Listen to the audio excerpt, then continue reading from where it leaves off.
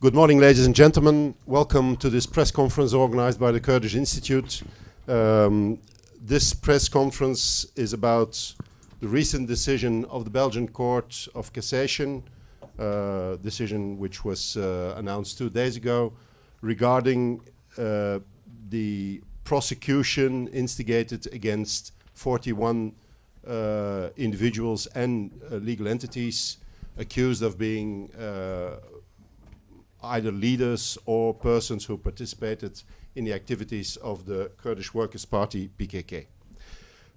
As announced on the invitation to the press conference, we'll speak today two of the accused in these proceedings, members of the Kurdish institutions, representatives of the Kurdish community, Mr. Zubair Haidar and Mr. Remzi Kartal. The lawyers who conducted these proceedings before the Belgian courts will then will inform you about the decision and the context of the decision that was taken. But first of all, actually in the schedule on the invitation that was scheduled at the end of the press conference, but first of all we will hear members of the European Parliament, members of the Kurdish Friendship Group in the European Parliament, Mr. Andreas Schieder, who is a member of the Social and Democrats Group, and Mr. Nicolai Williamson, who is Vice President of the GUE Group. And I think later Mr. François Alfonsi, member of the Greens EFA Group, will join us also. They will speak first because they have to go back to the Parliament. There's an important vote, I understand, and so they have to leave us early. So in fact, it's not really very logic, but the comments on the decision, on the political consequences of the decision, will come first. Gentlemen, you will start. So, Mr. Williamson, please. Thank you so much, and thank you for the invitation to come to this important press meeting. I think that the importance of this judgment from the Belgian court cannot be underestimated. It's a big thing both for Turkey, but for Belgium, but for the whole of Europe. And the decision from the Belgian court basically calls into question the EU labeling of PKK as a terrorist organization. It also, as I see it, as we see it, open up for a new path for possible peace process in Turkey. As I think many people have noticed, the fact is that the Erdogan regime is using the terror labeling of PKK to oppress the democratic opposition in Turkey. We see that democratic elected parliamentarians, mayors, we even have seen the presidential candidate of the left-wing party HDP, Selahattin Demirtas, have been put into prison for using their freedom of speech, but under the accusation of having connections to PKK.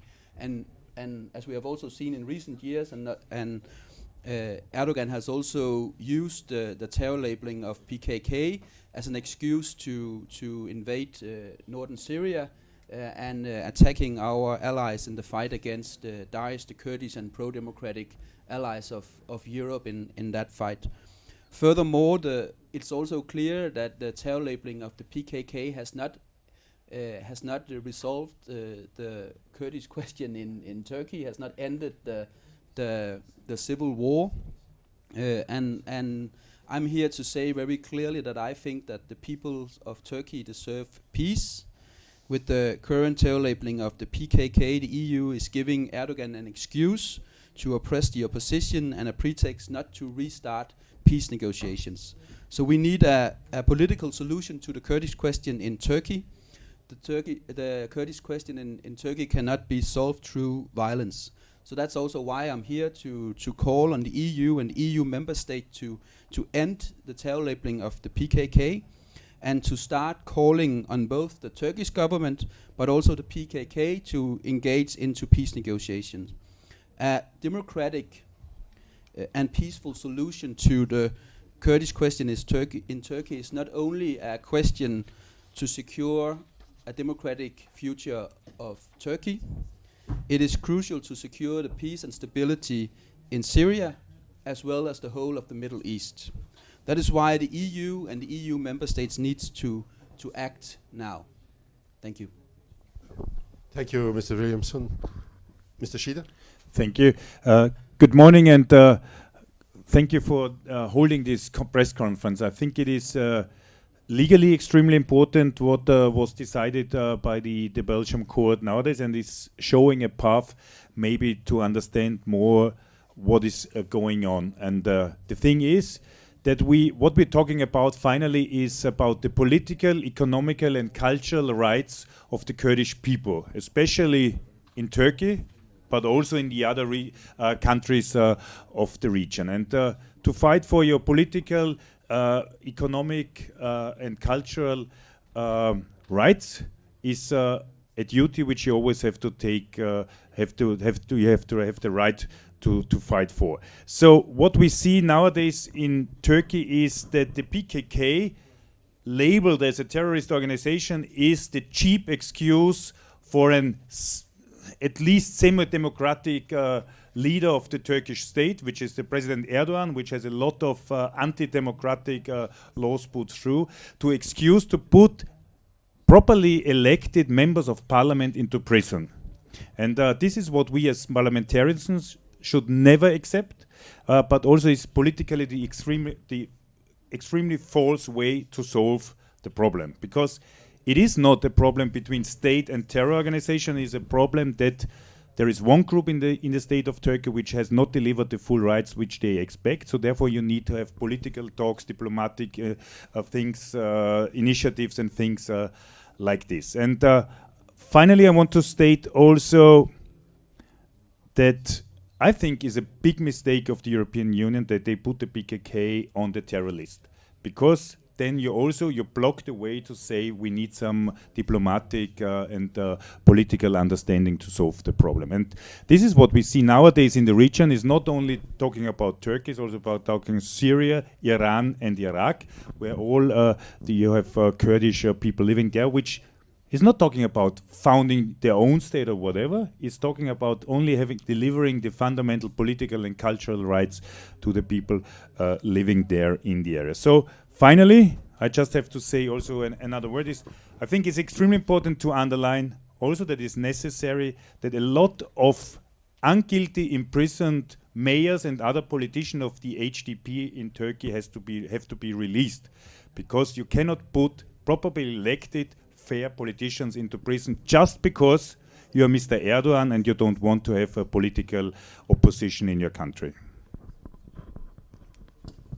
Thank you, gentlemen, for emphasizing the fact that the decision taken by the Belgian court to saying that the PKK cannot be considered as a terrorist group but as a party to a conflict is an important step in pushing forward a political solution for the Kurdish-Turkish conflict, because I think you're absolutely right when you say that a conflict needs to be solved, terrorism needs to be fought, and so the attitude towards these two different phenomena is also completely different. And so we hope, of course, that this decision will help to push forward a political solution, and we are sure that also on the European level you will be, and the Kurdish Friendship Group will be pushing for this and have been pushing for this for a long time. I think your colleague Mr. Alfonsi is not yet here, so maybe we will ask him later during this press conference when he arrives to make some comments. I don't know if there is any questions from the floor for the two members of parliament. I think we have to take them now because afterwards they will have to go. Yes, please.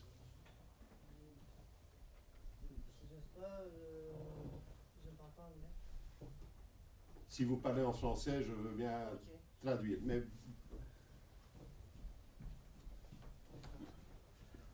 en fait, je voudrais poser une question. Hier, il y a eu une déclaration du ministre des Affaires étrangères belge, Philippe Goffin. Il a dit que quelle que soit la décision de la justice, pour nous, le PKK est une organisation terroriste. Est-ce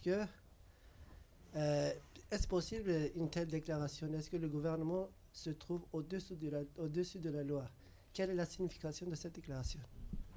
So, the question is about the statement made yesterday by the Belgian Minister of Foreign Affairs, in which he said that anyhow the Belgian authorities will continue to consider PKK as a terrorist group. And the gentleman wants to know your opinion about this, and he asks if it's possible to deny in this way a judicial decision. I was not very lucky when I read this headline today in the morning, because I think it is a missed chance also for the foreign minister to take out a little bit from the conflict and to go one step further, especially as a foreign minister, for negotiations in a diplomatic way. I think this decision of the court is a chance also to take more focus on diplomatic solutions than to the old rhetorics. I fully agree. I think there's no doubt that this is a very important decision, and there's two ways to handle it. There is one that tries to downplay the importance and keep things as they have been for years. That will mean a continuation of the bloody civil war in Turkey. And there's another possibility, and that is to acknowledge this clear judgment and call for peace process to start. And that is why I'm here, because the people of Turkey deserve peace. Thank you. Any more questions for? Yes, please. I would like to know how the PKK is labeled in your two home countries, and why do you think that this judgment will change anything on the EU list of terror organizations? A lot of countries in the European Union follow the EU decision, and also it had been the foreign minister which also took the decision. But we have to understand also that already before the court has decided that this decision to put the PKK on the terror list was not proper one. This is only valid for the past, not for the present. But I think it shows also that when it was wrong in the past, it is also politically wrong. So therefore, I think it's not a helpful decision at all. I think Mr. Schieder refers here to the decision that was taken by the European Court of Justice regarding the listing, on which we will comment later during the press conference also.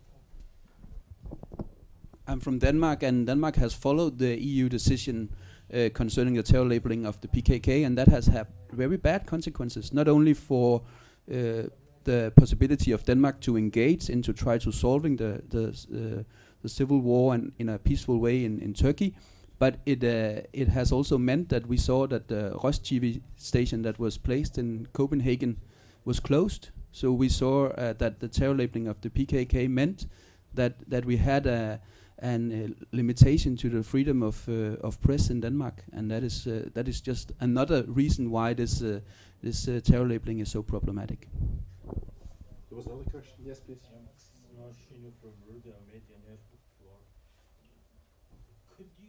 Could you explain us, please, based on this decision that occurred, that there will be any political will among the European countries to change their course in terms of Turkey, and on the other hand, in terms of listing PKK as a terrorist organization? And we heard that the foreign minister of Belgium, his comment is very, very clear that even this decision would be ignored. Is there any effort from your side as MEPs to work on to bring this issue in the front of the political agenda? Yes. This is why we're sitting here, to make political pressure. And also we can say that the European Parliament already voted some resolutions on the situation in Turkey, but also on, there was a big, long letter which we sent to the High Representative for Foreign Affairs, which was signed by a huge amount of MEPs to release also the mayors and this kind of issue, what happened on human rights violations in Turkey itself. So there is a big support, and there is a extremely critical viewpoint also on the human rights situation in Turkey. Not only, we have to say also politically extremely broad, from the conservatives until the Greens, left, social democrats, liberals.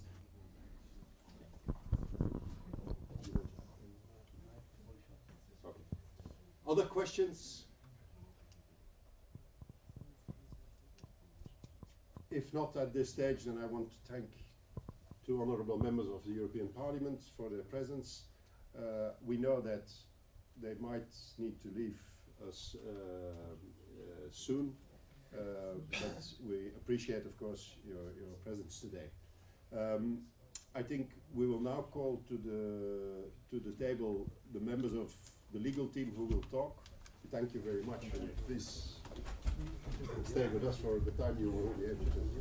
Thank you very much. Thank you very much.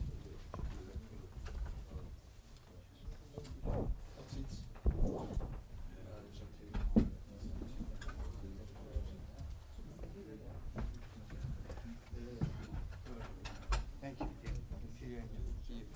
Thank you.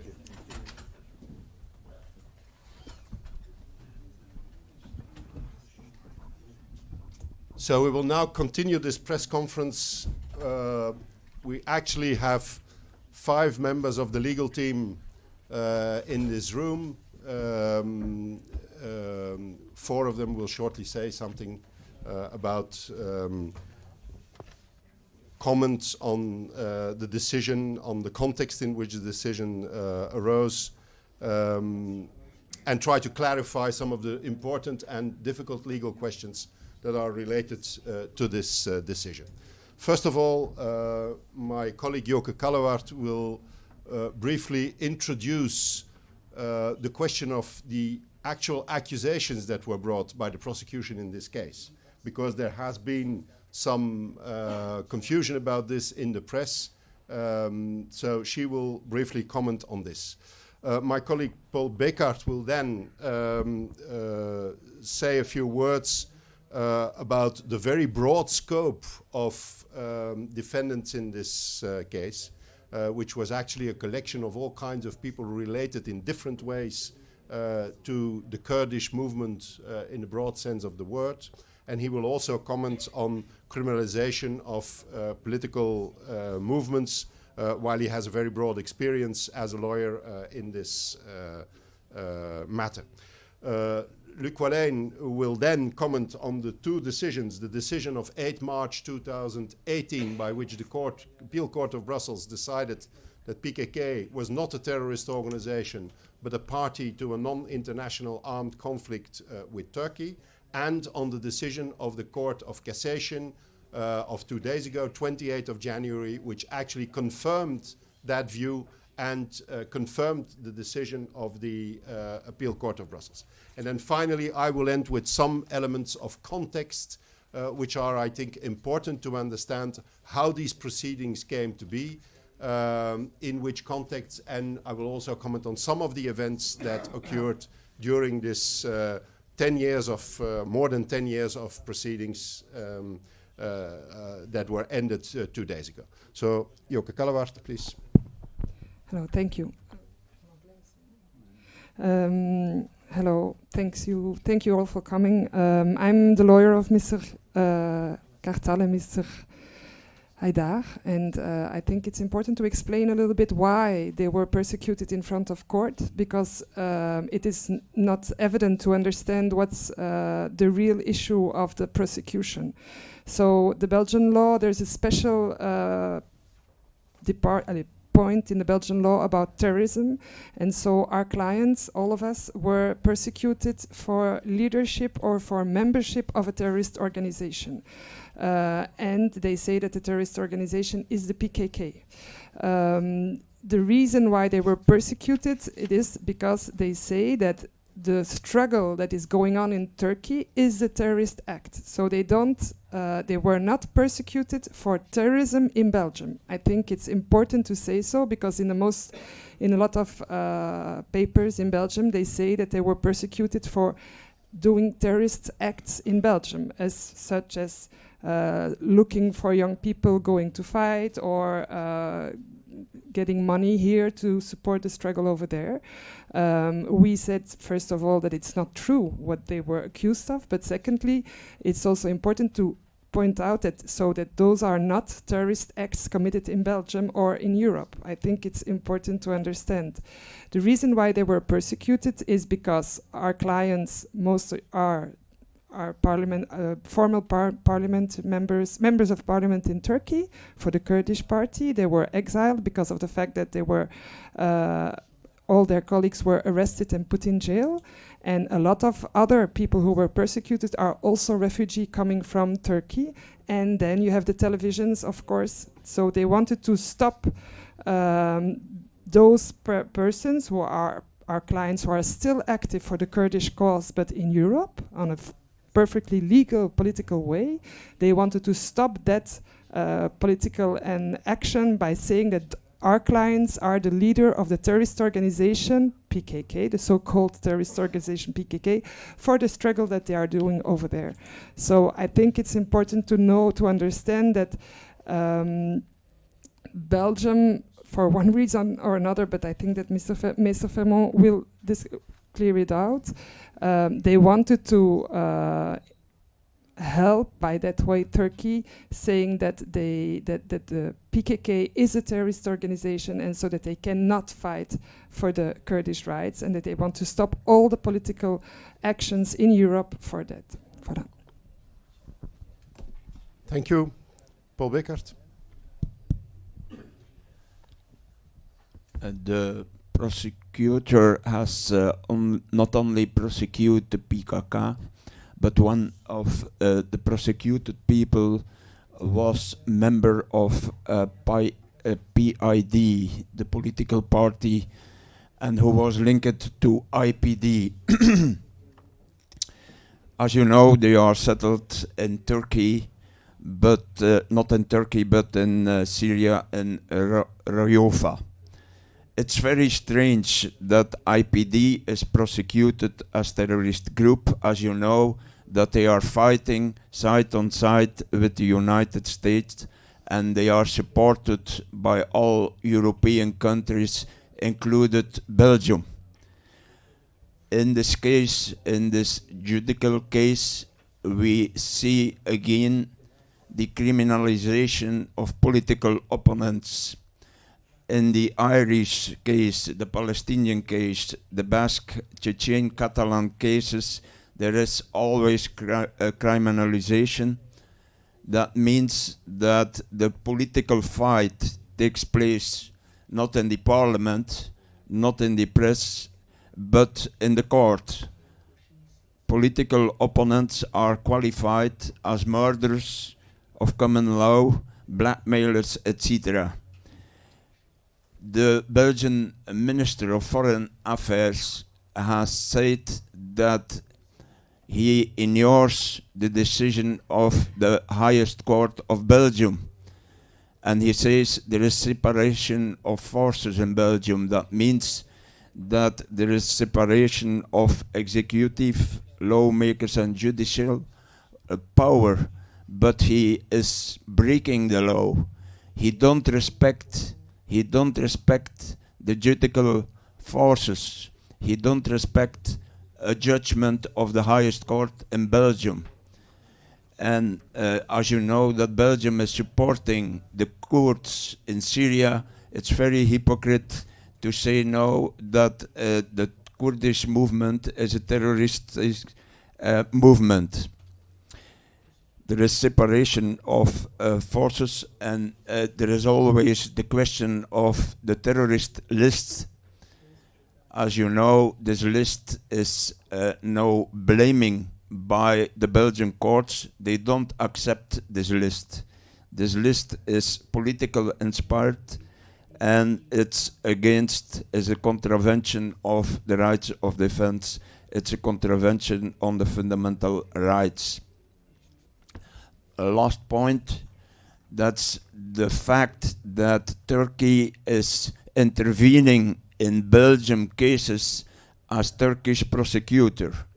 they are intervening, also called damned party, as a partie civile, and we don't accept anymore that the Turkish state is coming and intervening in Belgian courts. As you know, in the case of DHKPC, Erdal, they have intervened also as prosecutor, but they call themselves as a party who has support damage, but in reality, they are a Turkish prosecutor who is intervening in Belgian courts, and we have to protest against that. Okay, thank you. Thank you, Paul Beckert. I think it's important, Jokke Kallewart and Paul Beckert emphasized first that this prosecution was not for any violent action in Belgium.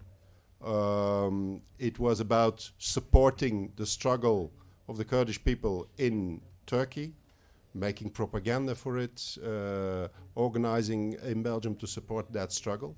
And secondly, I think also it's very important to keep in mind the very broad group of 41 defendants, amongst which former members of the Turkish parliament who represent Kurdish organizations in Belgium, as Paul said, a Syrian, the representative of the Syrian Kurds in Belgium. There was also a representative of the Iranian Kurds in Belgium who was prosecuted, media outlets, members of local associations.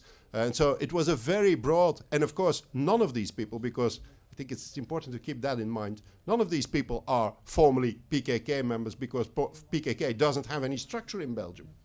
So it was a kind of collection of people which were supposed to be somehow in contact or operating for PKK under different umbrellas, the Kurdish legal organizations, etc. So I think it's very important to keep that in mind when Luc Wallin will now comment on the decision as such. Thank you. Thank you.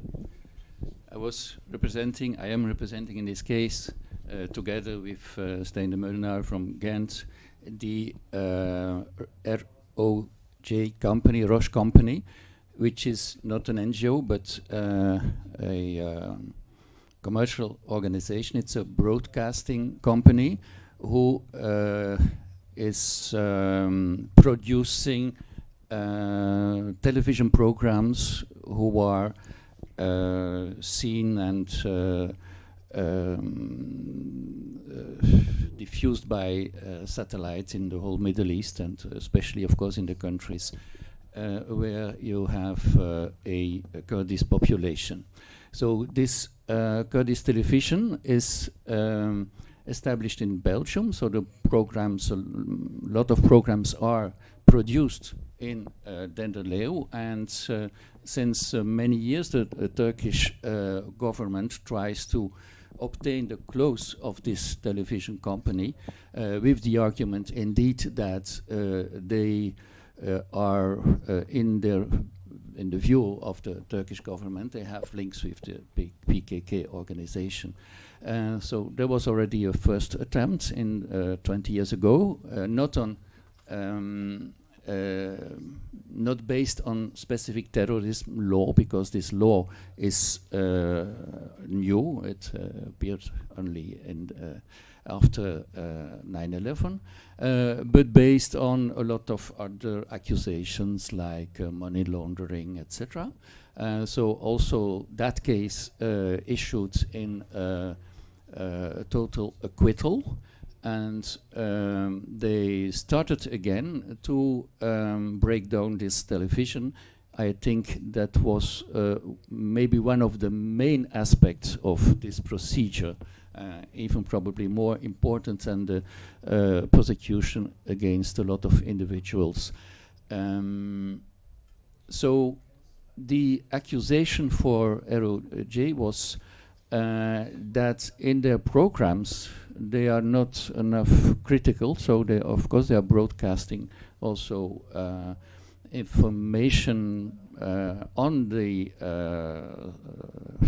struggle in the area of Turkish Kurdistan. So they are interviewing people, they are giving footage, video footage, etc. They have also, or they are cooperating with a radio company also.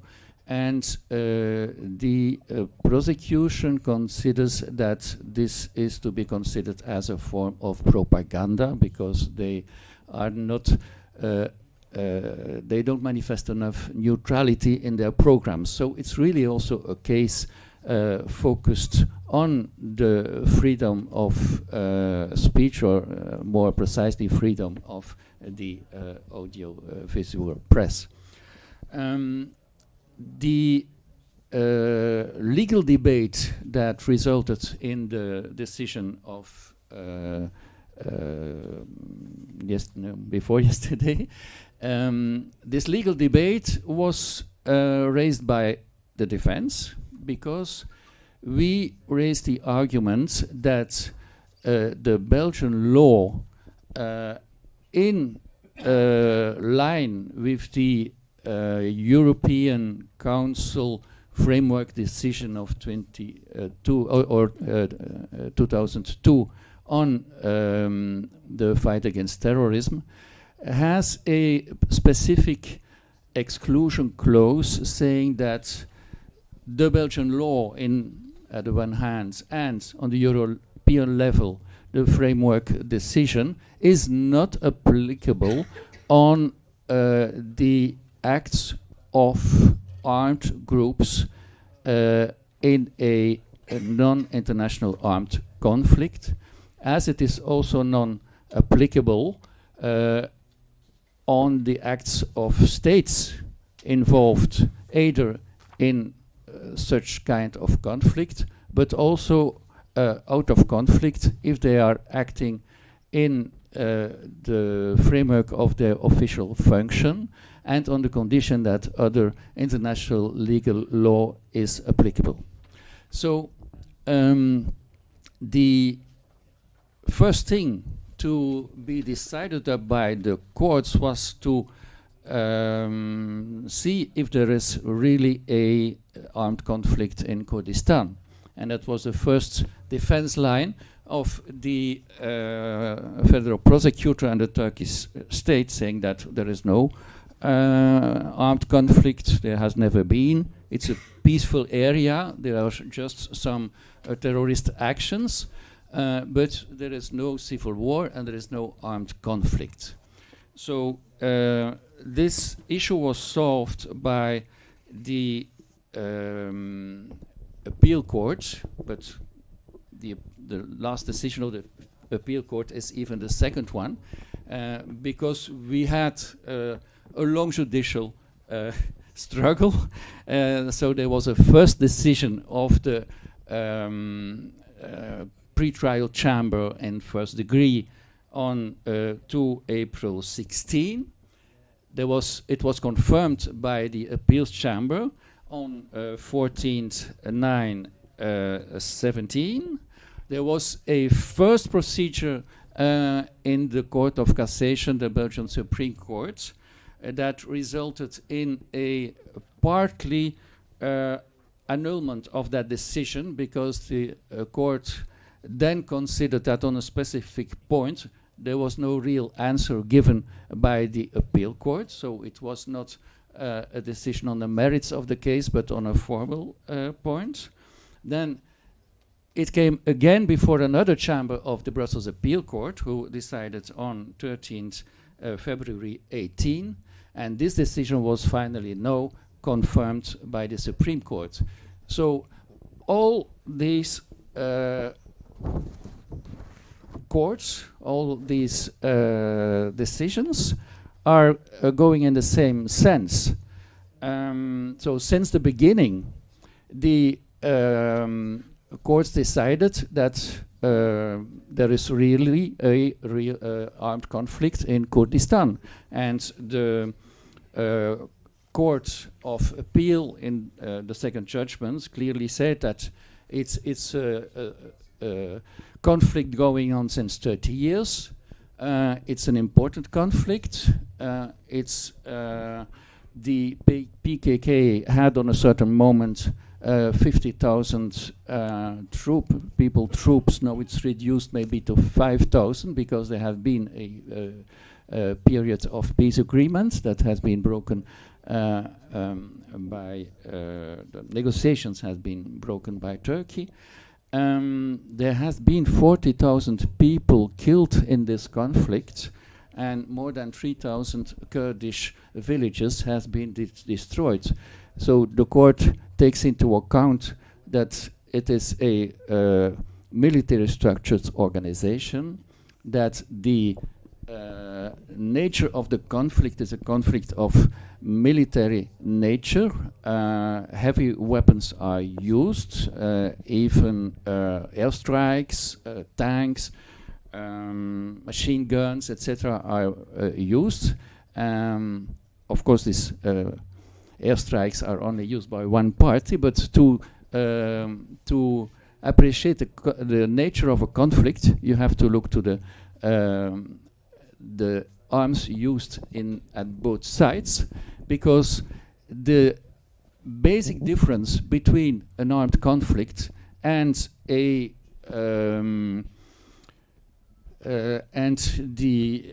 struggle against terrorism is that in an armed conflict the rules are different for both parties. Also for a state, if in a peaceful context a terrorist group is killing a soldier, it's of course a terrorist crime. If in a war situation a terrorist, military is killed by one of the parties, it is not a crime, it's just an act of war. So this rule also applies to the state. If in the course of an investigation against a terrorist group, they try to arrest people who are living in a certain area, of course they cannot bomb this area. It would be a serious violation of human rights by the authorities. They have to use police methods and not military methods. Of course, that changed. If you are really in a armed conflict situation, like was the case in Syria, for instance, indeed, if you know that in a house there is a strong terrorist group, you can bomb it. So these rules are completely different legally. So even if armed group and states can of course also use terrorism in a armed conflict, and let's not forget that historically there was much more terror used by states in wartime than by resistant groups. The notion even of terror didn't appear initially for as a way or method used by opposition groups, but used by the government and by people in force. Let's think of the French Revolution, the Bolshevik Revolution, who openly used the notion of red terror and the Nazi use of terror, etc. So it's not the monopoly of opposition groups in an armed conflict, but the notion of terrorism is quite different in the framework of international humanitarian law, where it is defined as using terror against a civil population, as it is in the framework of recent anti-terrorism law, framework that was made in to be applicable in peaceful situations, where even use of violence against authorities is considered as a form of terrorism. So that's also the reason why the European framework decision and also directive clearly make the distinction between the area where anti-terrorism law is applicable and the area where it is not applicable, in more precisely in the a situation of armed conflict.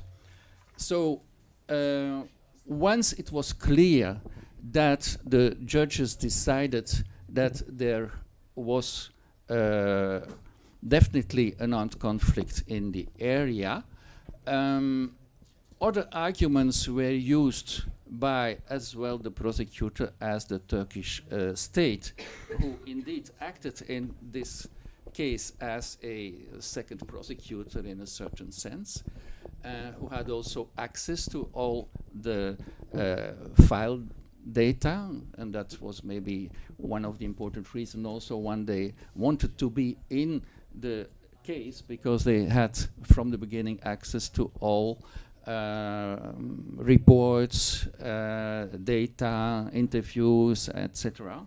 And of course, it's very useful for secret services of a country like Turkey.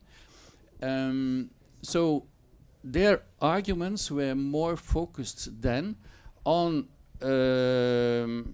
more complicated legal arguments. They developed a theory saying that maybe anti-terrorism law is not applicable on combatants, but it could be applicable to people who support those combatants. So even if the soldiers of the PKK cannot be prosecuted for what they are doing, unless they commit war crimes indeed, in which case they can be prosecuted for war crimes even abroad in a country like Belgium. But those who support them could be prosecuted. That was the position also of the Belgian prosecutor, and it was also the position indeed of the Belgian government on a certain moment, where the Ministry of Justice supported this interpretation. Now, the Supreme Court clearly said that such a reasoning is nonsense, as the terrorist character of an organization is determined by the actions of its members. If those actions are to be considered as legal, of course you cannot say that the organization who commit those acts becomes an illegal organization. That's indeed logical, and the Court of Cassation clearly stressed this conclusion. The last argument developed was that the Belgian law, stressing that acts of armed groups cannot be considered as terrorism, that this law makes it impossible to respect international obligations in the framework of combating terrorism. More precisely, the Security Council resolution made after the 9/11 attack, and even the Council framework decision itself. There was even a request, that was the last attempt from the Federal Prosecutor to obtain that a prejudicial question should be addressed to the European Court of Justice. So also these arguments were clearly rejected, and it can be stressed that the public ministry at the Court of Cassation, where the public ministry is not the first-degree prosecutor, or in this case the federal prosecutor, but a special function in the framework of the Supreme Court. Also, this representative of the public ministry shared completely our legal analysis in this case. So it is really indeed both decisions, the one from the appeal court and the one of the Supreme Court, are very clear legal decisions that establish those principles. Principles that are not specific for the Belgian situation, but principles that are based in the European law and based in the general international humanitarian law, also the international humanitarian customary law, the Rome Statute, etc., where it is clear that specific rules are to be applied in the context of a armed conflict, also if it is not international armed conflict, and in a certain sense, a clear position on the area where terrorism law is applicable is also saving the force of the international humanitarian law that is to be respected by both parties and is respected by the PKK as a military organization. They made not only clear statements on that, even in Geneva with an organization, Geneva Call, they deposed a formal declaration that they would consider themselves bound by the Geneva Conventions and Protocol and international humanitarian law in general, but also they have a legal structure, a judicial structure to control that the troops respect these rules and can be sanctioned if there are some violations by individuals. So all these aspects were also taken into account by the court and make it clear that we have to cope here with a classic non-international conflict and with a group which is party in this conflict, as was the case in a lot of other situations judged by international courts or tribunals, especially a situation in ex-Yugoslavia where the court elaborated clear criteria and conditions to make this distinction, and international case law that was also used in this case. So I think I can stop here with the legal aspect. Thank you, Luc. And of course, on this very complicated legal aspects, we will take questions in a moment. Actually, I would like to add now some points on the context of this case, because the decision is not only extraordinary because it's the first time in Europe, at least, that a court decides that the problem in Turkey, between Turkey and the Kurds, is not a matter of terrorism, but is a matter of armed struggle, of a civil war, in fact. This is a unique decision and I think an important precedent. But in order to understand how these proceedings came to be, and also to understand what their exact significance is, I would like to highlight 3 points of context. The first one is about the way this proceedings was initiated. I will discuss shortly how these proceedings were actually the result of a very, very intense process of pressure on the Belgian authorities by both the US and the Turkish embassy. And I will comment on some WikiLeaks, some cables from the American embassy that were published on WikiLeaks and which show very clearly how the process came to be, started in 2006, leading to the initiation of prosecution in 2009. The second point I would like to comment on is these proceedings are unfortunately unique for another reason. As you know, the Turkish state was formerly part of the proceedings as a so-called civil party, claiming that the state had been damaged by the actions of the defendants and therefore wanted compensation for this. The status of civil parties in Belgium proceedings is very, or the role of civil parties is very important.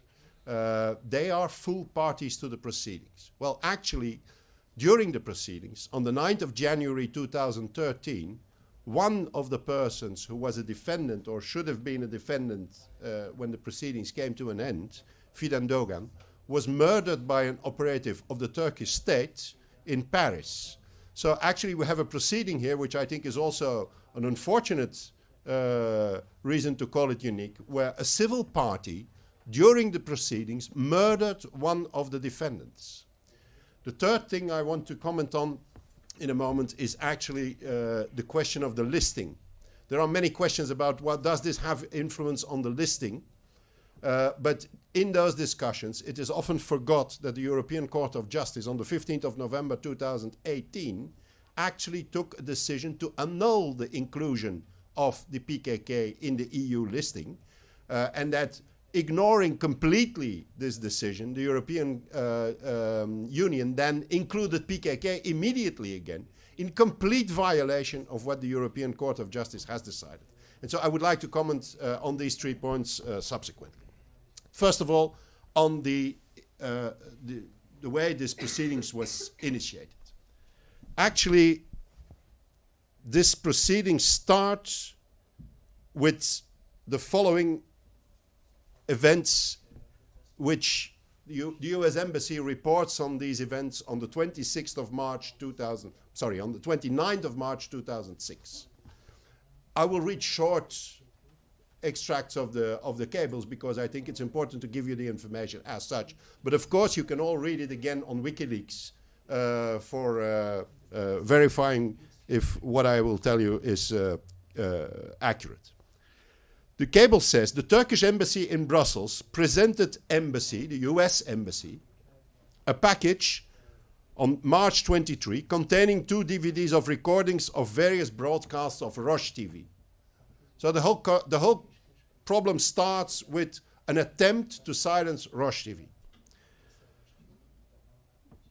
The embassy then continues, says the Turks have also passed the package to the Belgian Minister of Foreign Affairs with the hope that Belgian authorities will reopen investigations into PKK media outlets in Belgium. There was a previous trial against Roche TV and some of the people responsible in Roche TV in, I think it was the end of the 1990s, which went on until the beginning of 2006. The trial at that time went nowhere, and so the Turks came with a package, went to their big brother in the US embassy and asked their big brother to help them to push the Belgian authorities to silence Roche TV again. The US embassy then says this: the US embassy has worked to coordinate approaches to the Belgians on the PKK with the Turkish embassy. So the US embassy is brokering between the Belgian authorities and the US and the Turkish embassy in Brussels to try to initiate something again against, at that time, the Kurdish media outlets in Belgium. The Turks are responding by attempting to provide more information to the Belgians and keeping embassy informed. We will follow up to ensure that the material is filtering to the security services.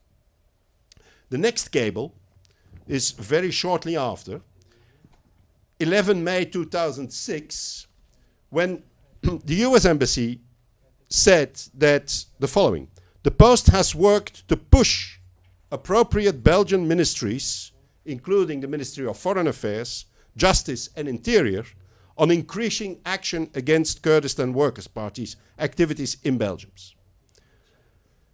The Belgians want to do more and have told us that in addition to information, increased dialogue would help to facilitate their efforts.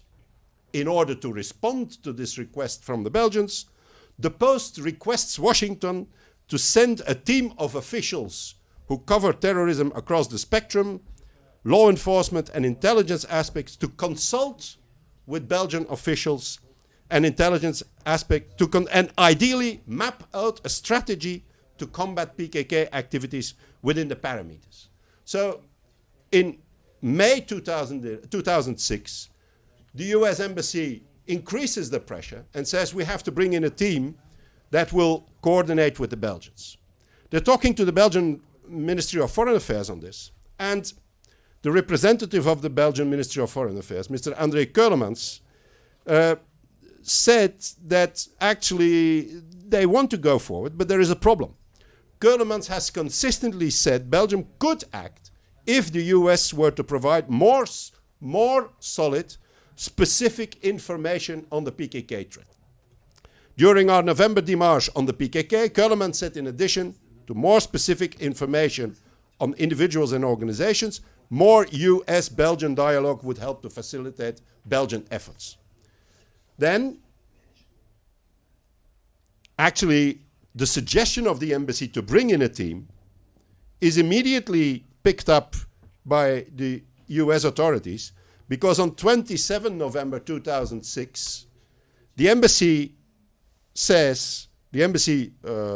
reports on the fact that the principal deputy counterterrorism coordinator of the US, Frank Urbancic, came to Belgium, met with representatives of counterterrorism law enforcement and intelligence communities, and I quote, to discuss ways to engender joint cooperation against the Kurdistan Workers' Party.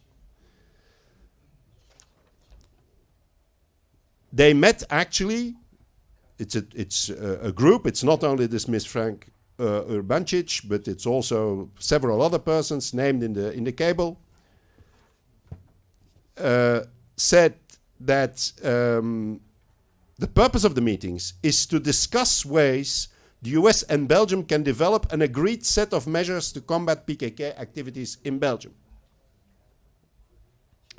Then the Ministry of Foreign Affairs Deputy Political Director and Counterterrorism Advisor André Keulemans and Robin Libert from the State Security chaired separate meetings with the US team.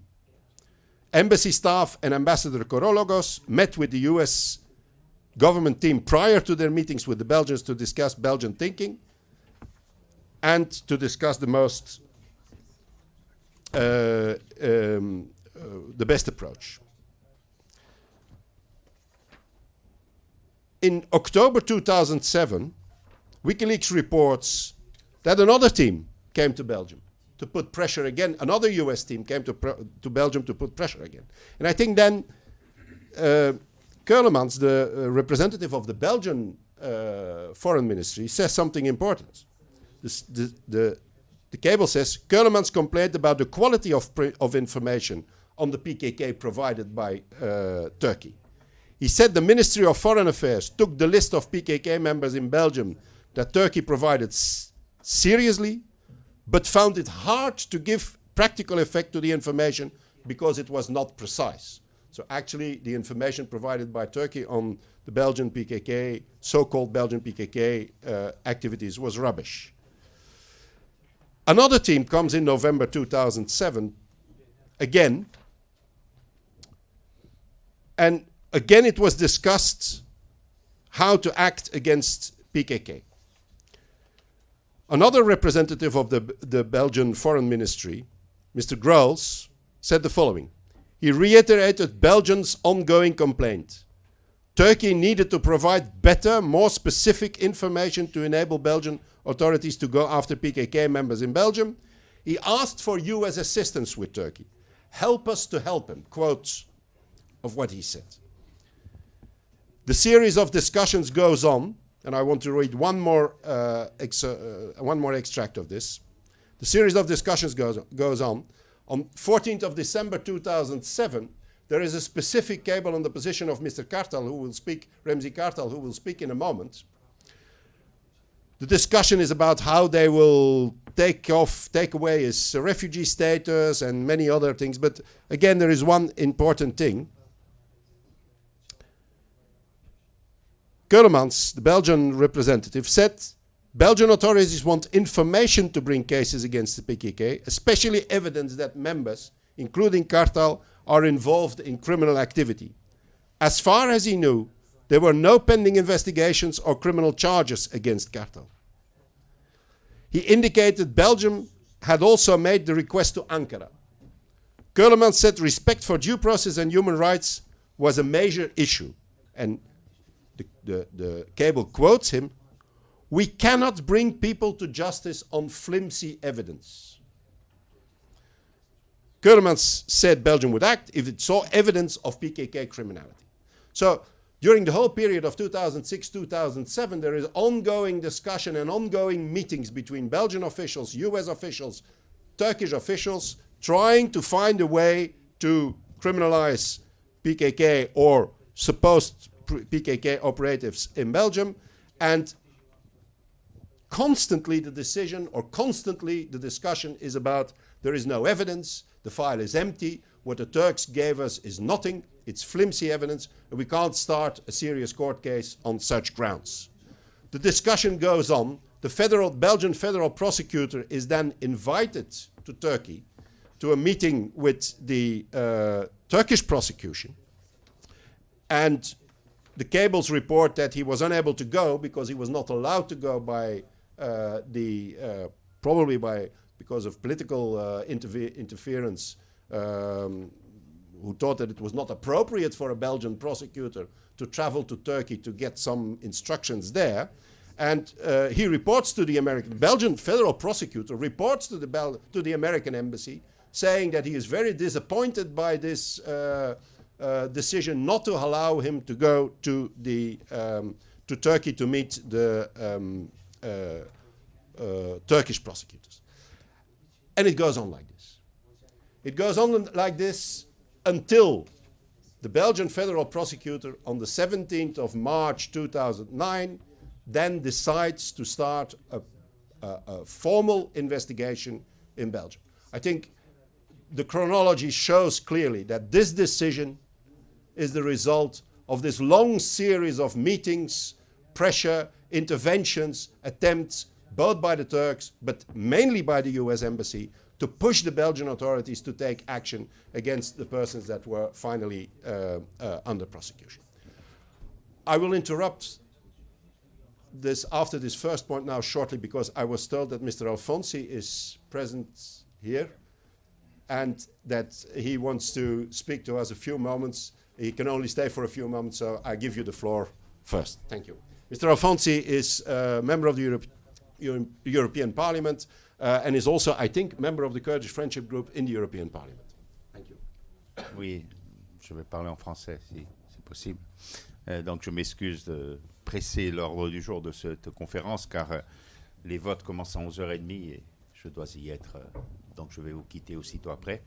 Donc pour vous dire que le Friendship kurde, évidemment, se félicite de la décision de la justice belge pour contrebattre le statut de mouvement terroriste qui est attribué au PKK, que c'est une brèche importante dans cette démarche politique qui vise à criminaliser le mouvement politique kurde, et que bien sûr au Parlement européen, toute notre activité sera pour faire en sorte que cette décision d'un État membre puisse être une décision qui se généralise à tous les États membres et à l'Union européenne en général. Voilà donc le message que je voulais faire passer ici à cette conférence de presse. Et au nom de tous mes collègues, je pense que nous sommes aujourd'hui à un tournant et que la mobilisation en faveur du peuple kurde, qui doit continuer très forte au Parlement européen, pourra permettre des avancées importantes sur l'avenir du peuple kurde et de toute la région du Moyen-Orient. Voilà, merci à tous.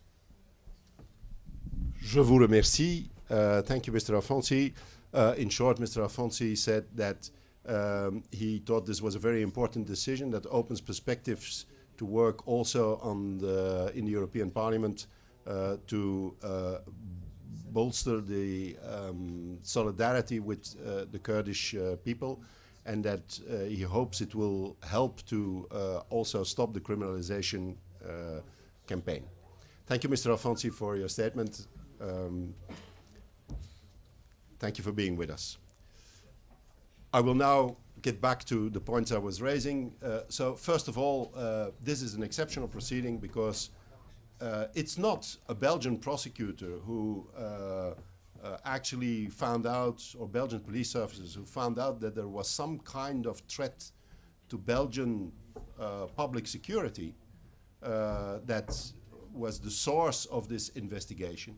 It's a process of 3 years of constant pressure, bringing in high-level US delegations, putting pressure in this way on the Belgian authorities, which was actually the source, the beginning, the justification for this 10 years investigation. The second point I would like to raise is shorter, but I think is nevertheless significant.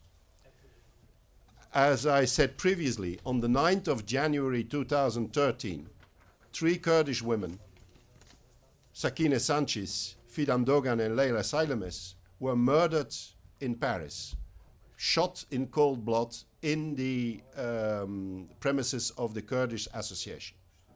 Now, what is the link with this case? The link with this case is double.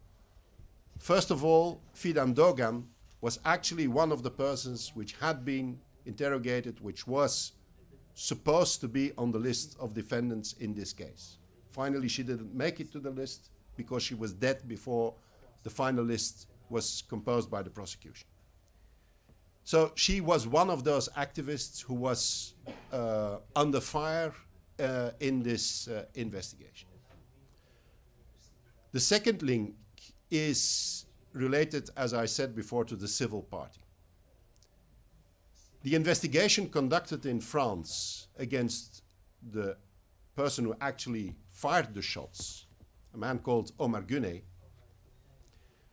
the investigation showed that Omar Guiney had infiltrated the Kurdish movement in Holland, then moved to France,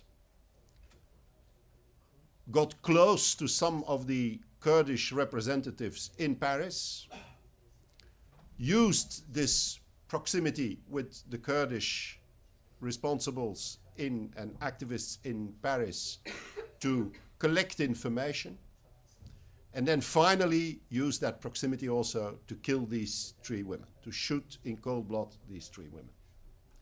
What is important is that the French investigation showed that Omar Guiney didn't do this on his own. Actually, the French investigation discovered the written order to Omar Guiney to commit these facts, given to him by the Turkish Secret Service MIT. Telephone communications were also tapped between Omar Guiney and responsibles of the Turkish MIT. The written order was published even in the Turkish press. There was even publication of this written order in the Turkish press, which means that this was state terrorism. Because, of course, murdering 3 representatives of the Kurdish community in Paris has no link whatsoever with the conflict that is ongoing in Turkey.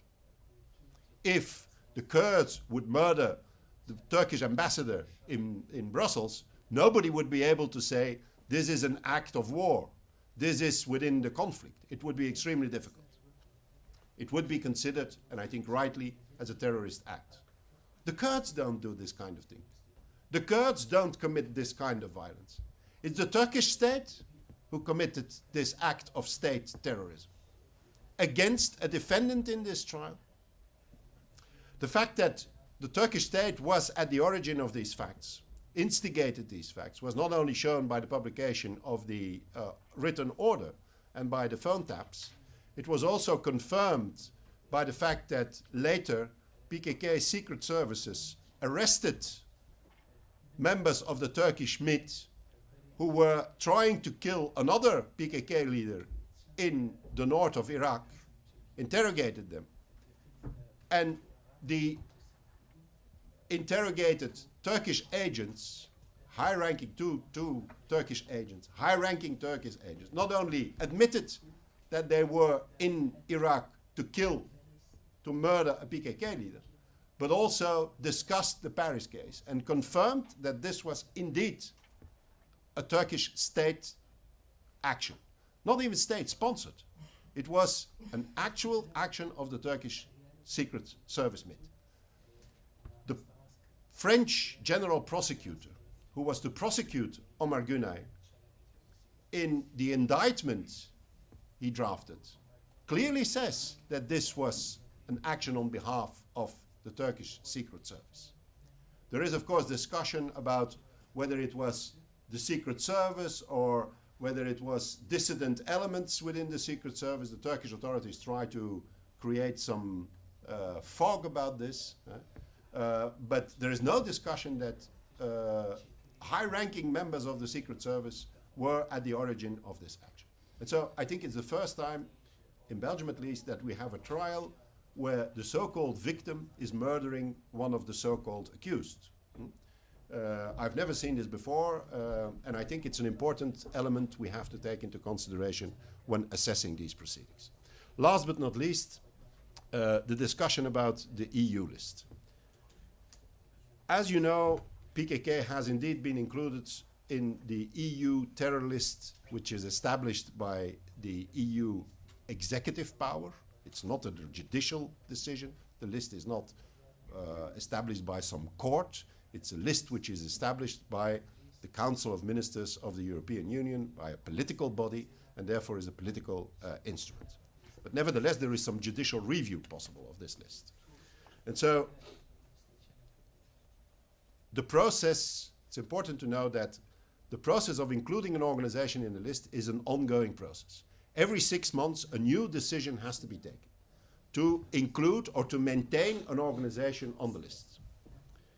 In 2014, PKK brought a case to the European Court of First Instance in Luxembourg, which is actually the first instance of the European Court of Justice in Luxembourg, against the inclusion in the list.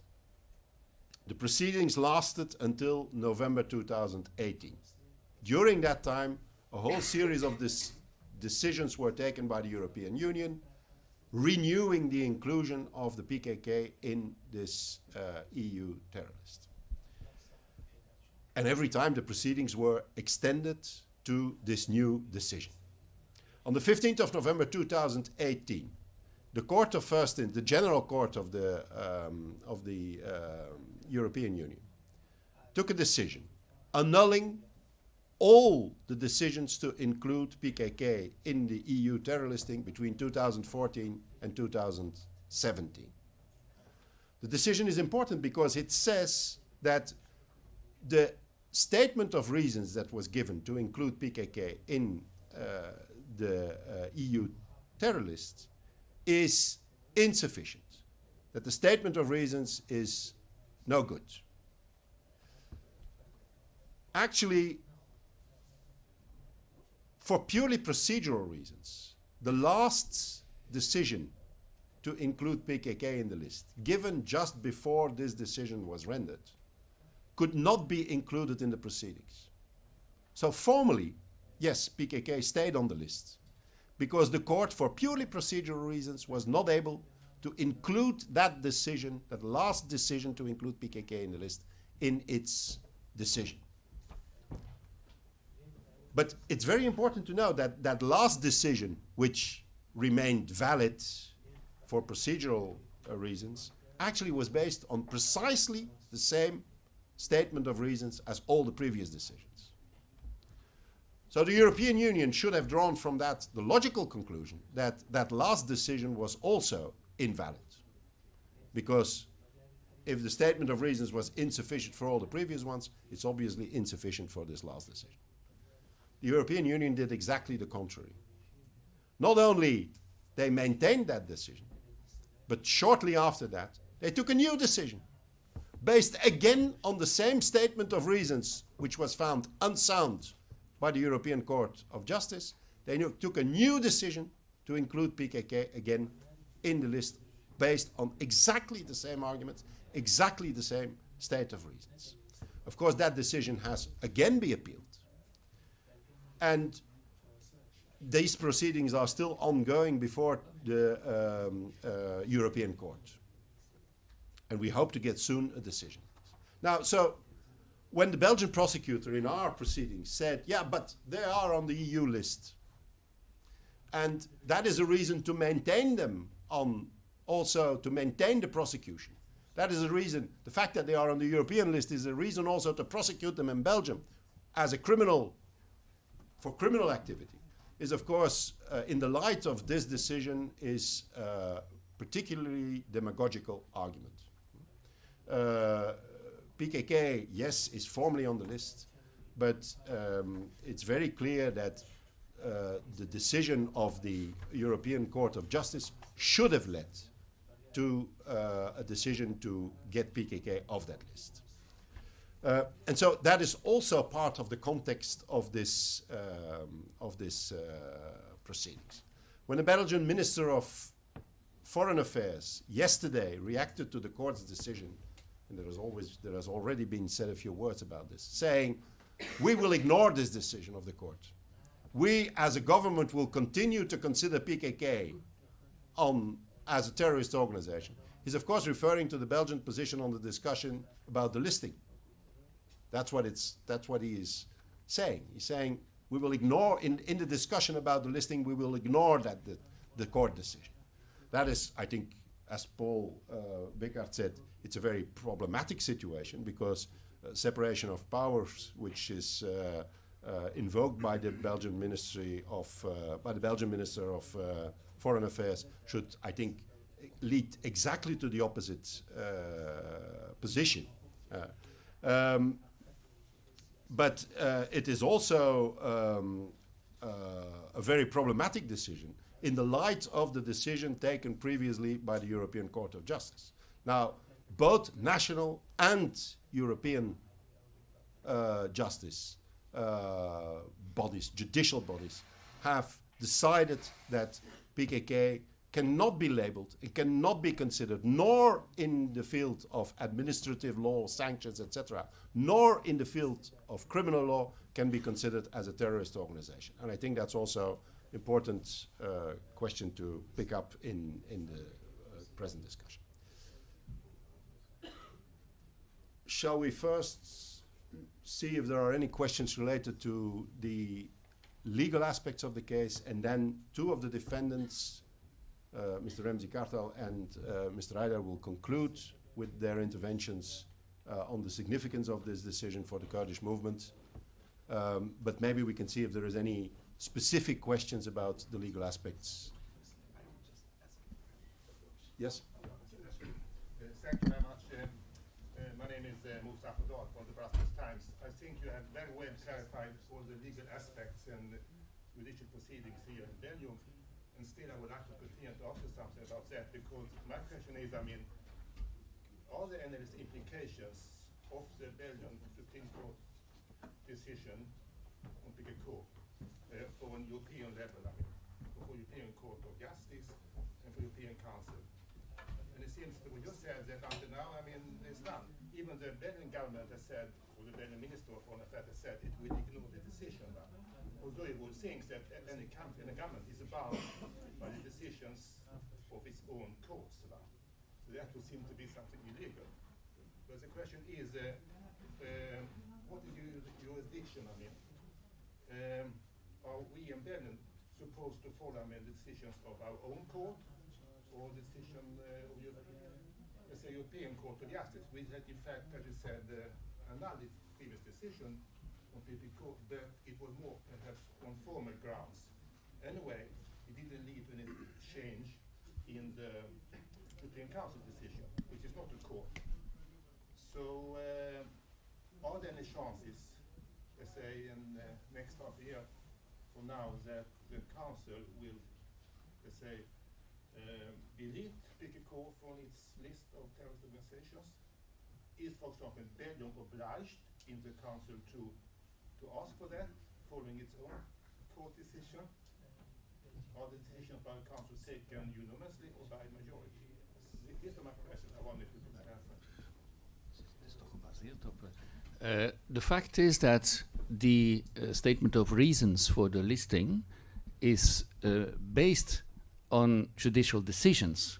It is based mainly on one German and one French decision, and decisions in general that are much less well motivated than the decision of our appeal court. So, and sometimes quite old decisions that are repeated from year to year, but are referring to some factual elements dating from the previous century. So yes, I think that the European authorities in the next decision on the list should surely take into account this decision and study it seriously. I would like to say a few on what you said. First of all, you said something about the proceedings in the European Court, the annulment of the decisions might have been based more on a formal aspect. I don't think that is correct. Of course, the European Court annulled it for insufficient statement of reasons, but which means actually that the facts that were presented to the European Court or that were presented in the statement of reasons to list PKK as a terrorist organization, the European Court said these facts which you presented as a statement of reasons are insufficient, are unsound to consider this organization as a terrorist organization. So either you come up with some other facts, or you can't list this organization as a terrorist organization. Some of the facts that were used, the list of facts that was used in the European institutions, was also presented by the prosecutor in our case as evidence that PKK was a terrorist organization. The Belgian court now rejected also this as evidence that PKK was a terrorist organization, and said this is evidence that there is a conflict ongoing, that there is an armed conflict, but this is not evidence to show that this is a terrorist organization. Okay, so it's not only in the European Court, it's not only a formal point. Actually, the European Court looked into the statement of reasons, the facts that were presented, and said this is not sufficient, this is not enough, this is not sound to present PKK as a terrorist organization. That's one. I think the second question is, how do they influence each other? And that is a very complicated question, because formally, the decision to include PKK in the list is a political decision. It's a decision of the executive power. And of course, the Belgian decision now is a decision of the judicial power, of a court. The Belgian decision is about criminal liability. The European list is more broad about criminal liability doesn't need to be established before the political bodies can include you in the list. Okay? There's no need for establishment of criminal liability.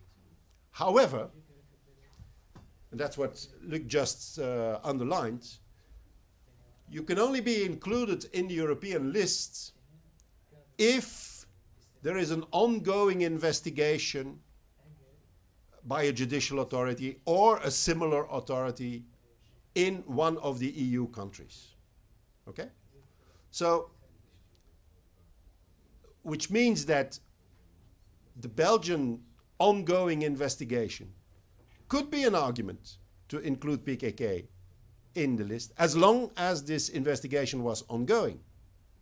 But I think the logics of the thing is, when a court comes to the conclusion that an organization is not a criminal, it's not a terrorist organization, well, yes, the Belgian government should go to European Union and say, well, we have a problem there. We have a problem because we submitted this to a debate in our courts, and our courts found finally that this is not a terrorist organization. So I think because of the nature of this mechanism of sanctions, I think it should have an influence. Although, in theory, it's two different things. 3, I think the brutality with which the Belgian foreign minister said, we don't care, we're not going to take this into consideration, shows also a very worrying evolution where there is a shift of power from the courts, the judiciary, to the political organs. Previously, I think it would have been extremely difficult for executive power to ignore in this way both European and national judicial decisions. Now the minister comes out after a few minutes and says, oh, anyhow, we'll ignore it. The responding to exactly to a request from the Turkish government that the Belgian government should overrule the decision of the judiciary. And they responded within 24 hours in that sense. So that's indeed problematic. It shows a very problematic shift where the matter whether you're guilty of terrorist acts, yes or no, the decision on that is shifting from a judicial process with a fair trial and with guarantees for the rights of defense, etc., to a political decision forum that now can say, we overrule the judicial decision, without any fair trial guarantees, without any guarantees for contradictory debate, the political forum can say, or the political authorities can say, we simply ignore it. And so it shows a very worrying evolution. There was, I think there was another question, and then I'll get back. Just a very brief one. It sounds very strange that the Belgian government can say things like this, as you said. But the question is, I mean, is there a chance, a possibility, let's say, to return to judicial process and, let's say, to somehow to appeal the decision by the Belgian government, to ignore decision and to go to the European Court of Justice in order to enforce your own national decision, court decision? No, because unfortunately, of course, this decision will be raised by the colleagues who are now involved, the Dutch colleagues who are now involved in the proceedings in the European Court of Justice as a result of the new appeal they had to bring against the new inclusion in the list. This decision will obviously be raised. And already in the previous decision of November 2018, there is a discussion on the Belgian decision, previous Belgian decision, but saying that it was not final. That changes now. The Belgian decision is final, and so I think it will take, obviously, an important, it will obviously become a point also in the discussion in Luxembourg. But formally, no, we can't bring the Belgian justice minister, at least I think at this stage, it's extremely difficult to bring the Belgian justice minister on a political statement to court, because it's a political statement. It's very difficult to bring him to court, because that is a problem of separation of power. The minister can make even foolish or unsound statements. The court can't sanction him on that. Okay, there was another question. Thank you, Jan, for all the details of the court case. For March 2010, it was a very important date, but when they start to have this big operation against the Kurdish politicians, journalists, and lawyers, etc. Already this time, we were sure that this operation is not a Belgian operation, but is more other countries are involved in this case. It shows that it was ready. But when I said these two, the prosecutor office and the federal police office already for March 2010, they become angry to me. How you say? No, it's a Belgian operation. I was already from the beginning, I was insisting, no, it is not a Belgian but it is more other countries are involved. But the most interesting things in this case is, during this operation, right after this operation 2010, it is the same year that Turks was sending killing teams to Europe. 2010, they was trying to kill the Kartal and Aydar as well. Brussels was center of the killing teams.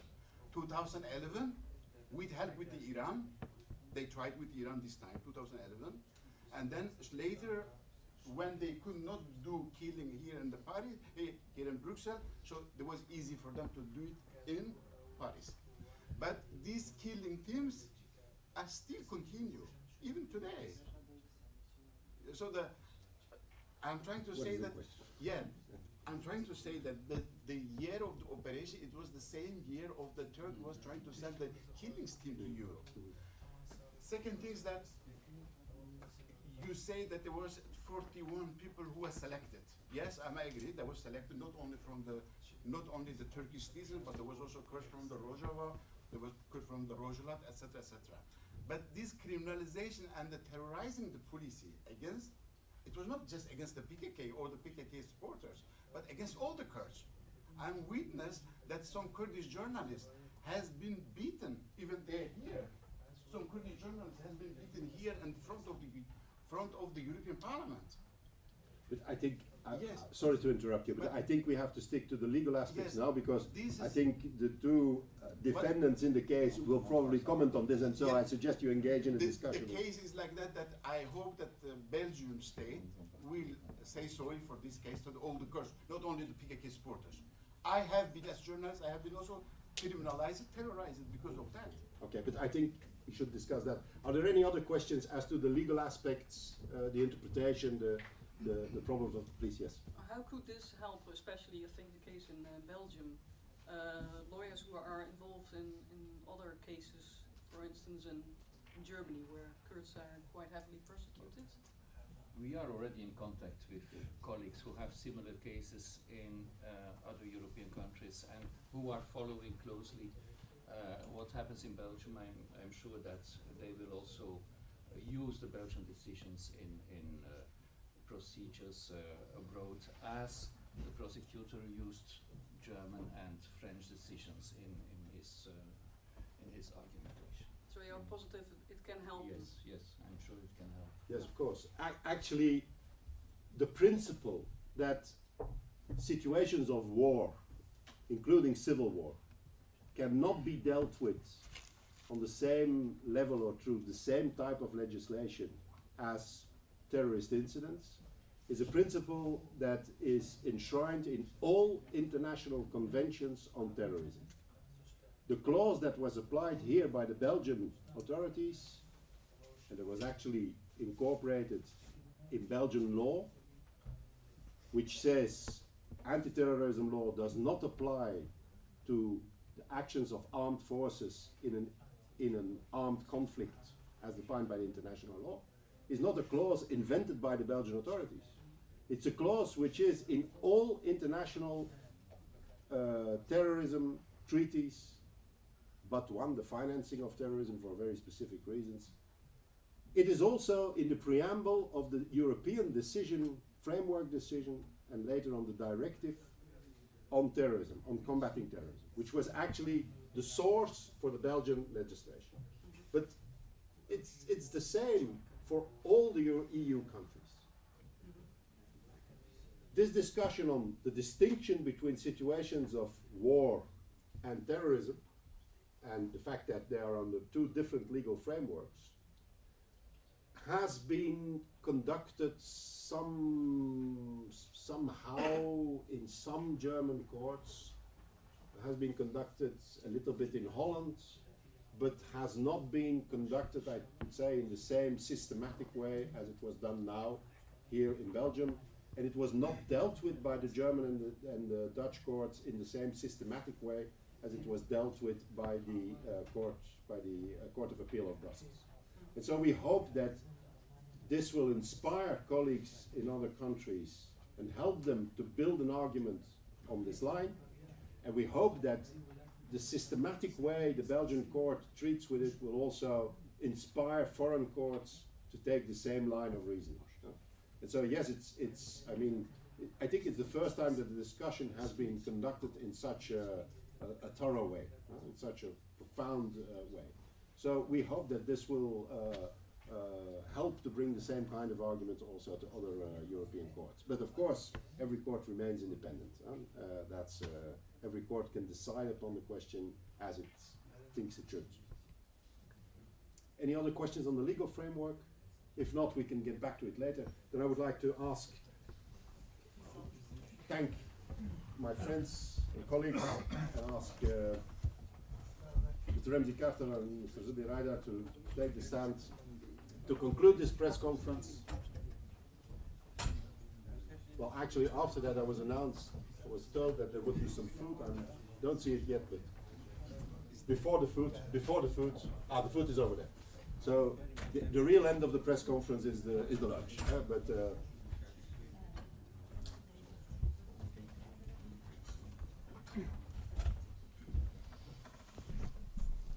So Mr. Remzi Kartal and Mr. Zubair Aydar were former members of the Turkish National Assembly. For those of you who followed the situation in Turkey for some time, you might remember that at some time Kurdish representatives were elected in the Turkish National Parliament. That led to the fact that the Turkish army actually surrounded the parliament, sieged it for several days, trying to arrest the Kurdish members of parliament. Actually succeeded to arrest some of them because they were there and some others were in Europe at that time. That led, amongst other things, to the case of Ms. Leyla Zana, who was convicted to 10 years of imprisonment for wearing Kurdish colors during her statements in the Turkish National Assembly. So Mr. Aydar and Mr. Kartal belonged to this group of members, Kurdish representatives in the Turkish National Assembly. They were in Europe, there's been sins in Europe, of course, refugees in Europe, and took responsibilities in the Kurdish movement, both on the European level and on the Kurdish level, various responsibilities. It's on the ground, it's on the basis of the fact that they were taking these responsibilities in the Kurdish movement in Europe and in their home region, that they were considered by the Belgian federal prosecutors as leaders of PKK. I think they will comment now, I don't know in which order, but they will comment on the significance of this decision, both of the significance both of the prosecution and of the decision that has been taken by the Belgian court now for the Kurds. I don't know which. Mr. Kartal will start. اجي دسبكي اجي رجموان حتى بقشتي تهوي بخيراتن كم. I want to thank you all for coming here today. أبا بريارة محكمة درباره برسكيركا وكرتا بعدالتك كجلكي مزن لمداخلة كير دوي واردا برياركتا. The Belgian court made an important decisions which made an interference in the illegal proceeding that has been carried out against us. جالي كرت بقشتي لهمبري شدة التريرة دولة تركيا. The Kurdish people in general, they have been the subject of the Turkish state terrorism. وكي زانين بشتي شاري جهانية كمين بپیمانا سایکسپیکوت و لوزانه کردستان هات پارچه کرن گلی کرد رجوعات ناوین به حق به حقوق تیشت. As we know, after the First World War, following the Sykes-Picot and the Lausanne treaties, the Kurdistan was divided and the Kurdish people were rendered without any rights. دولت ترک هبونا گلی کرد مافی گلی کرد هر تشتی گلی کرد دست بگی دامزراندنا خدا انکار کرد. Since the very beginning of its foundations, the Turkish state has denied the Kurds any rights. لهر دخوازين گلی کردش با آزادی دموکراسی بشدت تکبر. And any move, any demands being made by the Kurdish people for their rights were the Turkish state against it. مخابن اف سیاستا دولتی لسر گلی کرد بالترور حتی مشاندن عالیه NATO, Avrupa, Amerika'yı pişkiri çevu. And following the Turkish criminalizations of the Kurdish demands, we see that the NATO's and other countries also followed suit. Hemberi terör devleti PKK bu parasına geli Kurdistan'ı hata avakırın. It was against the Turkish state terrorism that the PKK emerged and it represents the Kurds. Lebeli او کنسپت لسر گلی کرد شدت دولت ترک بردوام کر PKK hatta liste Avrupa liste Amerika hatta terörize kirin o ev siyaset hatta ürücü berdavam. And the Turkish strategy of the criminalizations of the Kurdish movement was followed by other European countries, and they did the same as the Turkish state did to the Kurdish population. İro le Türkiye şaradarın hatına helbijartın parlamenteri hatı helbijartın siyasetmedan le gelli Kürt hamu hatiye girtin. As you know, democratically elected Kurds such as mayors, such as MPs have been arrested by the Turkish state and put into prison.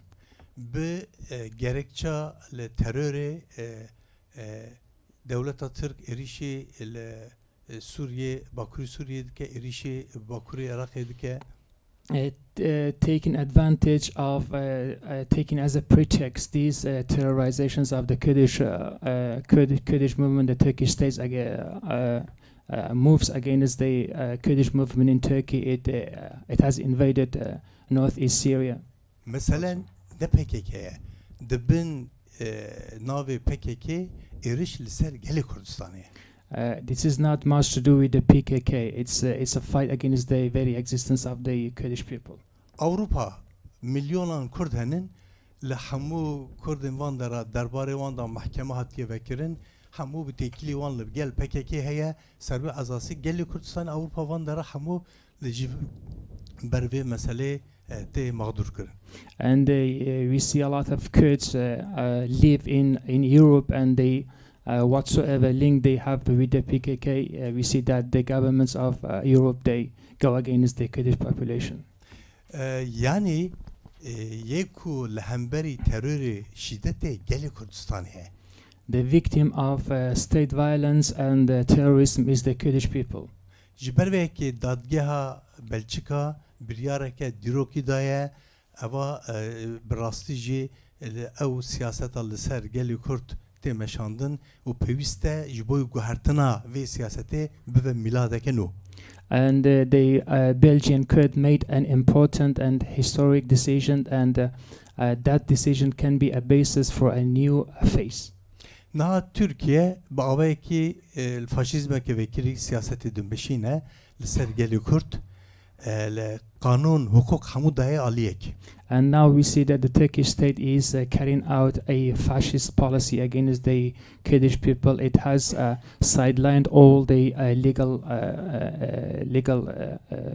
settings. Dadgeha Belçika derbare PKK da biryar digre dibe PKK ne reksine ke teröre aliye ki şerre divivari da peviste İdi siyasete Avrupa, hükümete Avrupa, saziyen Avrupacı gorviya brastici siyasete kandu bilin despekir. We see that the Belgian court says that the PKK is not a terrorist organization but a party to an armed conflict. All the European institutions, politicals, civil institutions, they also follow suit. Yani dadgeh biryar ekibi de hükümet riayet neke siyaset cuda bömeşe bu çağı le hukuk brasti adalet pek nay. If the court makes a decision, it has to be taken seriously and carried out by the political branch. But if the political branch fails to recognize these laws, what would the whole legal system would be diluted. Envederi Banglık'ın siyasete yekti Avrupa, Parlament Avrupa, Konsey Avrupa, tek velaten Avrupa, ev biryara dadgeha Belçika, jiboy perskerika Kürt peviste be emsal girtin siyaseta perskerika Kürt derbare mesela Kürt peviste çardını heldin dest be avayeki ev biryar be vesile çareseriye siyasi demokratik. And now we call upon the European institutions, the European Union, the councils of Europe, the commissions to take this verdict seriously and take it as a foundations for a process that would lead to a final political solution. Once again, I thank you for coming. جی دست بکی کسین هاتین و بصبر ما گوهداری دکن و وی پیواجوی دشوپینش و همیاس سپاس دکم. Once again, I thank you for coming and listening to us carefully. راست اپراسیونی که سرمهات مشاندن بریا 10 ساله. It's true that an operation that had been going on against us for the last 10 years. هم وکی تروریست هاتن ناف کرن. We were named as a terrorist organization. ما تجا خواهی پوزیسیون دادید مزانیا ام حقن ام خباتکارن آزادی نه یا گل خانه بوی باوری من مجادله کرد حتی ایرو هاتن. All the time from the very beginning we were of the opinion that we were just and we were the true freedom seeking people that we have to fight for it. و نتیجه ده محکمه یعنی محکمه جیرین حتی یه جورین ین بلژیکا ام حق دیدن. And as a result, we saw just all the decisions being made by the courts from the beginning up till now. الوی داره دست خازم یعنی چند تشتا سر مثلا ترور و نافکرنا ترور چه ضرری دیده گلیمه و انجامی به چه نبیجم. Now I want to discuss a little bit about how the terrorizations and the classifications of us has impacted our people and our movement. لیستا ترور کو لیسته کی راستی نحق و بریاره کی سیاسیه درباره مدهاتی گرتن گروه کی انسان هاتنه با هف بریاره کی سیاسی دانه ام سجدار کرنه. The classifications and the terror list is a political decision that has been made by a couple, a group of people, a political who have come together. اف ناف کرن و اف لیسته مشروعیت دده گرتن işkence kirin kuştun و erişen devleta Türk الهندري Türkiye'de meşruiyet dedewe. This classification gives legitimacy to the waves of arrests, torture, executions and operation against our people. Yani lazıma kes hedi ne beşiri ki Tayyip Erdoğan meşruiyeti ne de kiryarı nüye الهندرو dervedike. Bu bir kaside bejim. Nobody should be complacent, should help Erdogan in his illegal operation against our people. Ya da ev liste و ev navkirin Avrupa به 10,000 insan mehatın kriminalize kirin karın vay bürokratik nemeşyan karı vay ticareti sabute bin hatın girtin hatın takip kirin avan hakiki mazım bu. As a result of these classifications, thousands of our civil political activists in Europe were pacified, they were arrested and they could not do anything in Europe. و یاد اوه لیسته و بریاره و چکر کو یعنی ام ترور نافکرن کو ده او نافکرنا ترور پیشیا پیواجوین دیالوگ و آشتیه دیگره یا هری مهمجی یک جه اوه. Also, more importantly, these classifications block the process of dialogue and negotiation that was taking place between our movement and the state. Yani eğer te rekhistene ki veki terör nafkir lazım tu serde biçi bigri bikujiş hule raki. Yani vi rangi Avrupa yekiti Avrupa amwele nafkirin avan haqibe nahaqiya. If you classify a political organization as a terrorist organizations, that would mean that organizations would not be included in any political or political process. This is unjust. Pişti ve biryare mahkeme de beje evrekhstin PKK ne teröriste tarafeki şer. But now we see that the court says that the PKK is not a terrorist organization but a party to an armed conflict. Eğer teveki tarafı şer nafkir hedi tikari riya diyalog ejinav ber her do tarafa deveki vazife ki vi avai dert keve. If you see it as a party to an armed conflict, then the way be open for dialogue and negotiation.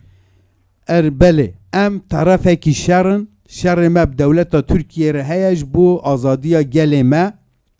Yes, we are a party to an armed conflict because we seek freedom for our people, our country. ام آمادن و پرسکری که آواکی دیالوگ و آشتیانه چاره سر بکن. And we are ready to solve this conflict that we have with the states through dialogue and a peaceful way. به مناسبت و قراره که اف قرار دکار ریا دیالوگ و آشتی جیوکه. And this verdict can open the door for dialogue and peace. بانگامش حکومت بلژیکا را و یکیتی اروپا را هست. Based on this, I call upon the Belgian authorities and the European institutions. ام هیوی دیکن حکومت بلژیکا و قرار محکمه بلند پراتیک بکه گورا و قرار بمشه امضا خواه که لیستا ترور ده پاش و بکشینه.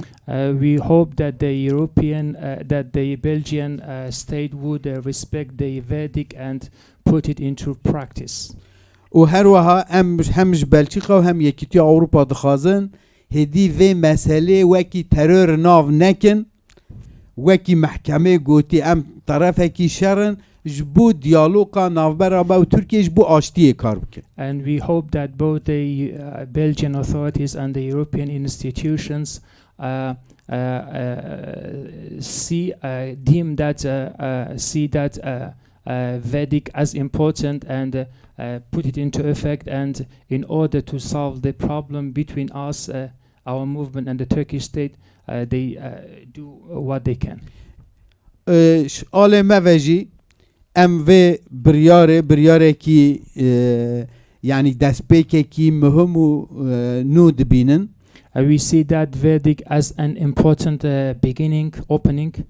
ام تکوشینا خواه حقوقی و سیاسی بردوام بکن. We will continue our legal and democratic work. لوی لیستان نحق ما کن کریه ام حول بدن وی لیستان نحق یا ترورش هول راک. We made a hole in this illegal list, and we tried to widen that hole in order to eliminate the whole list. Thank you again. Thank you. Any questions for? Yes, I will have one question to Mr. Aydar. Yes. Since you are also a lawyer, right after the operation 2010, did you have any information or proofs that the Turkish state tried to kill you and the Mr. Kartal? And there is any cases right now in the Belgian court? How many killing teams was coming to Europe? How many operations they was trying to kill you? Tamam tek geçtim.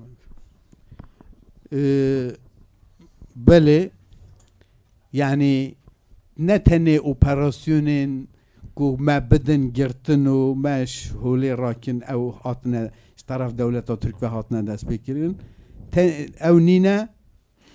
Yes, not operation against us carried out by the Turkish state against us was underway. تيمين خوين كو جبو ما بكوجن حتى بروكسل ريكرنا. They had dispatch groups to Brussels to kill us. لا هاتنا دورا خانية مجي الوادرا لكولين كرنا وچاقا بكينن ما. They had been around the place that we live to do some investigations in order to target us. شواتشتا آگاهداریا مجی چه بیا و آگاهداریا پلیس بلژیکا جیجلی چه بونه. We have information about that, and that this information has also been available to the Belgian police. نه عالی کی نه قناله کی چند قنالا خواستن خواب بکنن ما. Not only from one channel, from a few channels they have tried to reach us. آگاهداریا پلیس بلژیکا جوتشته هه. And the Belgian police knows this. دوسیا کی یا لکولین با دوزگرین بلژیکا ویواری ده هه. And they have opened an investigation case about this. دما پیش ده و برفراهیا و بیاش کرد. Its length will be published later on.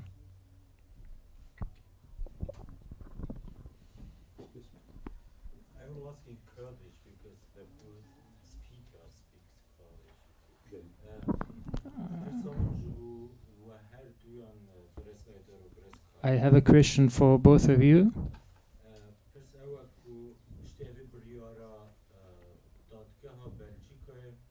Following the verdict of the Belgian court,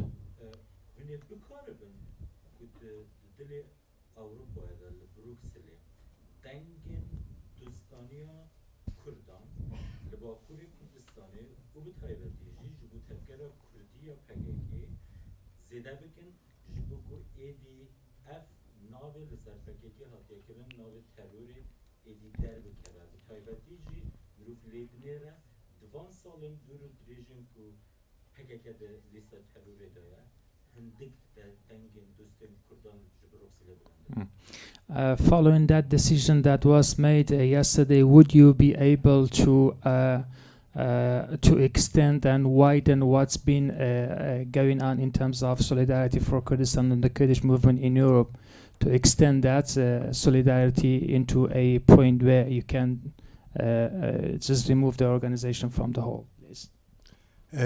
بله خبطمای اساسی اوا ببه. Yes, this will be our main work. وکی خفتنی مدجی مهانی زمان اف بریارا تروره و پیشه چارسری دگره و پیشه دوستا دگره. As we said, that terrorizations has stopped the way to block the way to work and also to reach to people who are working with us in Europe. هولدان اشتخاص دیوی آوایی دهات آستنگی کرد. The peaceful campaigns had been blocked in Europe. إنها خبطة هم عالیه حقوقی هم جی عالیه دیپلماسی سیاستی هر دو عالی به هفته بمشه. Now both legal and diplomatic works have been going on in order to reach that goal. إنها کسین کو در روزگار تناوین دا گریدای پرسکری که کرد آشتی دخازن دوست نامنتوایی بهتر وان رج اشتکوه. But now people both in the Middle East and in the international arena who work for peace and democracy, they should also take some responsibility. Yeah.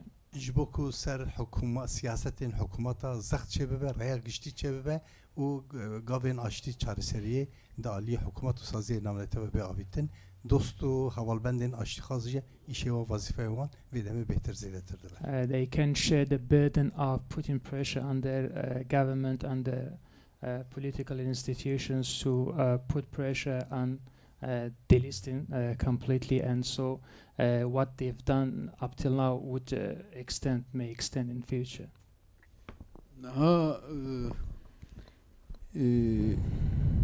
يعني خبطك ما أساسي جي أوكو أم در دور خاف فرح بكن و دوست خوا زيادة بكن. We try to increase the number of our friends. بري زحمت تربو. We had problem. It was more difficult previously. دمك درجة طيبتيجي كو مو كواليسيون محافرة شر دجي داعشيكر مع كرداو كواليسيون نافنتوي محافرة هم الباشور كردستاني هم روجاوای كردستاني يعني باكور سوري باكور عراق محافرة لجبهة شر دجي داعشيكر.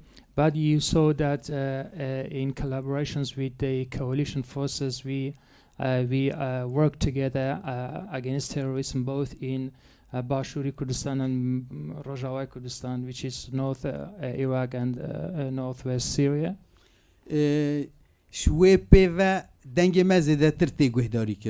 After this, our voices is been heard more. يعني هدي الدنيا بيجي عجبها بكرد شد بيجن يعني أوكي هي.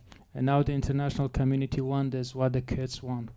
اف بريار جوي تاثيره كي بوزيتيف الوي دانكي and this verdict will certainly impact this. اما هول بدن في دانجي خرطر بك. We will try to strengthen that voice. Maybe I can add one point to this. I think it also has a very practical impact for a series of people. You know, we dealing with a series of cases of Kurds who have been living for a long time in Belgium, who ask for nationality, for Belgian nationality, and who see their nationality, their request refused, because they participated in a Kurdish manifestation, in a feast, in a festival, and the argument is demonstrations, these festivals are organized by PKK. So by going there, you are supporting a terrorist organization. I think that's going to be finished. Kurds shouldn't be afraid anymore of going to a Kurdish activity. They shouldn't be afraid that later on their nationality will be refused, or that they will be prosecuted, or that they will have any kind of negative effect from their participation in what is perfectly legal and legitimate activities. Up until now, this was a real problem. I think this decision should put an end to this. Any other questions?